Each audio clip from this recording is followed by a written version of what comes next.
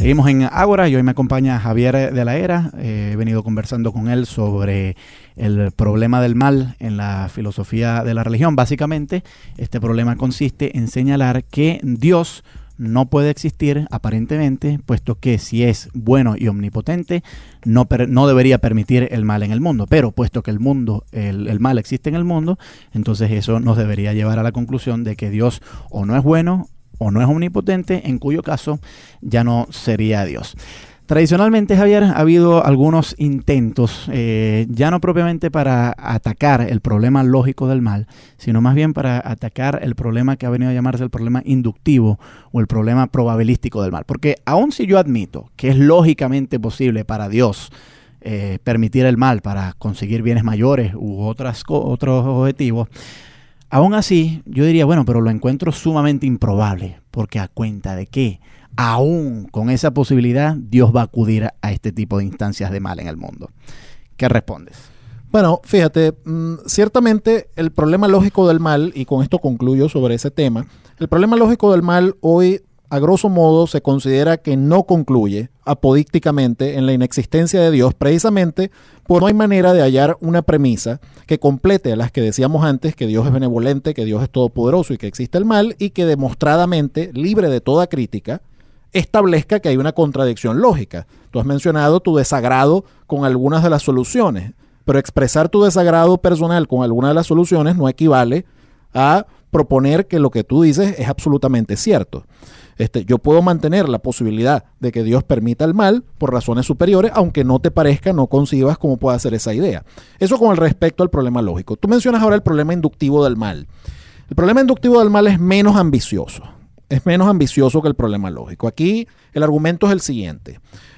La existencia del mal hace sumamente improbable la existencia de un Dios que es todopoderoso y que es benevolente.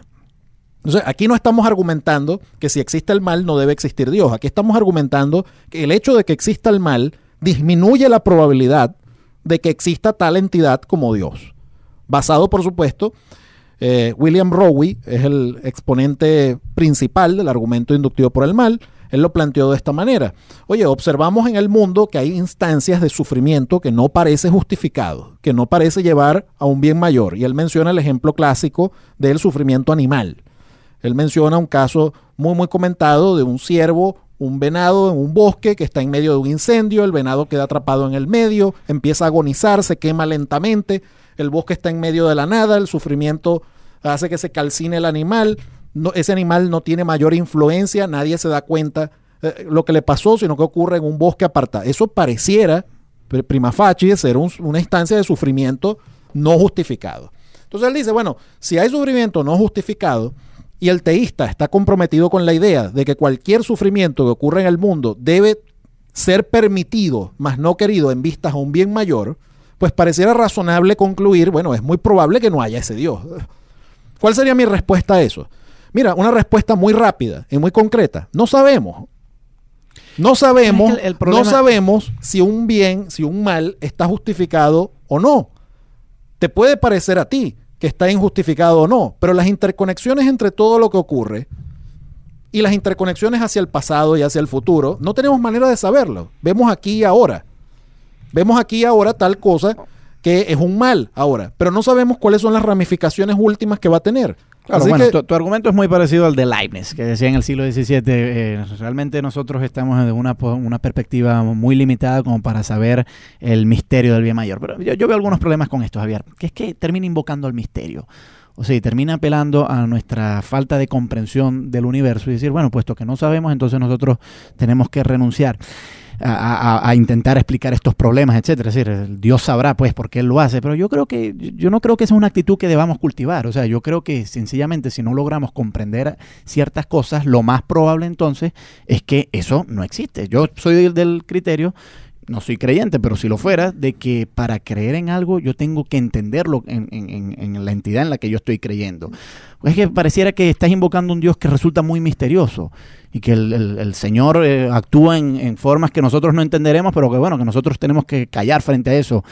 Pero yo no creo que esa es una actitud que nosotros debamos tener. Es decir, yo creo que si sencillamente nosotros no comprendemos por qué Dios hace ciertas cosas, pues entonces ese Dios incomprensible, nosotros no lo deberíamos aceptar su existencia, porque es que si es Dios verdaderamente bueno y omnipotente, Él se manifestaría a nosotros para hacernos comprender por qué todas estas cosas están ocurriendo.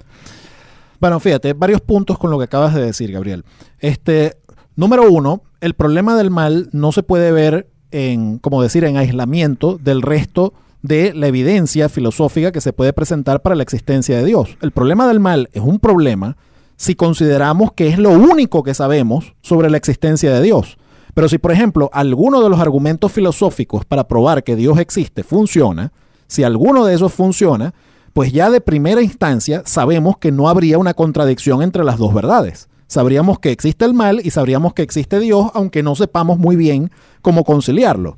Entonces, un primer punto que yo señalaría es que si hay evidencia independiente de que existe tal entidad como Dios, la existencia del mal no necesariamente tendría nada que ver con la inexistencia de Dios, que ya sabemos que está ahí por otras razones. El punto que tú mencionas sobre que... Claro, pero eso es un asunto que yo quiero disputar. O sea, yo creo que esos argumentos complementarios que tú mencionas ciertamente son considerables. A mí muchas veces me han puesto a pensar y en alguna época yo incluso los he aceptado, tenuemente, pero bueno, los he aceptado, pero los quisiera disputar. O sea, yo no creo que... Por supuesto. Eso sería para otro programa. Sí, sería para otro programa, que son argumentos a favor de Dios, no en contra.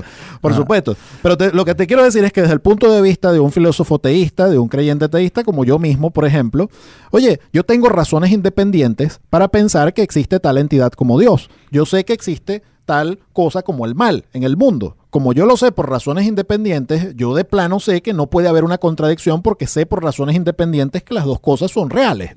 Ahora, tú me dirías, bueno, yo no admito los argumentos para probar que existe Dios. Es otra discusión. Ahí pero es que yo creo que incluso socialmente puede llegar a ser, porque si nosotros trasladamos esto al ámbito de la vida privada y un gobierno hace algo que nosotros a veces no lo entendemos y le exigimos, reclamamos al gobierno, explícanos por qué tomaste esta política, y el gobierno dice, hijos míos, ustedes no me van a entender, pero confíen en mí. Puede ser que el hecho de que nos vayamos a una guerra con Colombia o qué sé yo, que hayamos cortado el paso del puente sobre el lago, ustedes no van a entender eso desde su perspectiva limitada porque ustedes no están en el gobierno Miraflores, nosotros sí estamos, nosotros sabemos cosas, secretos militares que ustedes no saben. Bueno, yo creo que a la larga nosotros tenemos que rechazar ese gobierno y decir, no, usted nos está engañando, usted no es, no tiene las bondades que nosotros tradicionalmente le atribuimos. Yo no veo por qué no debemos razonar así respecto a Dios. Es decir, si es realmente bueno, omnipotente, que se manifieste y nos lo explique. Bueno, fíjate, que rinda cuenta. Bueno, yo te diría que se ha manifestado y se ha explicado, al menos en la revelación cristiana, y eso sería motivo para otro programa. Pero atendiendo a la analogía que tú estás señalando, oye, la analogía que tú estás señalando yo no la admito. Yo no la admito por las siguientes razones, porque nosotros sabemos lo que es un gobierno humano. Nosotros sabemos que los humanos son falibles. Nosotros sabemos que los humanos engañan. Nosotros sabemos que un gobierno tiene que rendir cuentas. Nosotros sabemos que nos puede engañar. Nosotros sabemos que los gobiernos pueden meternos en líos.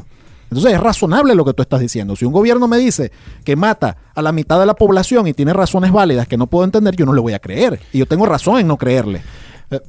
Vamos a ir a escuchar un tema musical. Sí. Disculpa que te haya interrumpido, Javier. Ahí Javi Díaz me estaba haciendo señas desde hace rato. Escuchamos un tema musical y regresamos a esta conversación.